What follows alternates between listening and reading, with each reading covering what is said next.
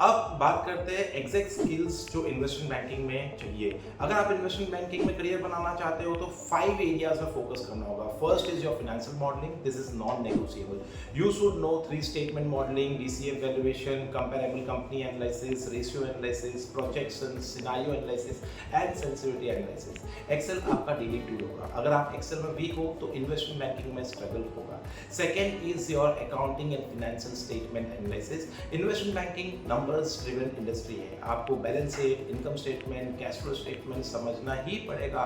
You should understand revenue, EBITDAs, margins, debt, working capital, depreciation, cash flow and profitability.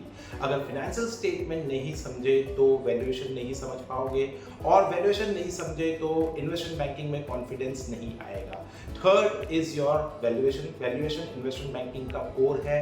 You should no why one company is valued higher than another, what drives valuation, how growth affects valuation, how profitability affects valuation, what market multiples are, and how DCF work. Even basic valuation clarity can separate you from average candidate.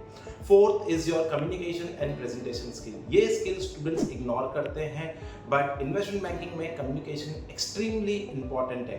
आप technically strong हो सकते हो, but अगर आप अपना answer clearly explain नहीं कर पाओगे तो इंटरव्यू क्रैक करना डिफिकल्ट होगा। You should have structured thinking, professional communication, presentation, clarity, confidence and ability to explain complex finance topic simply. So investment banking में सिर्फ काम करना इनफ नहीं है, काम को प्रेजेंट करना भी उतना ही इंपॉर्टेंट है। Fifth is your AI and finance workflow understanding. 2026 में ये स्किल इग्नोर नहीं कर सकते हो।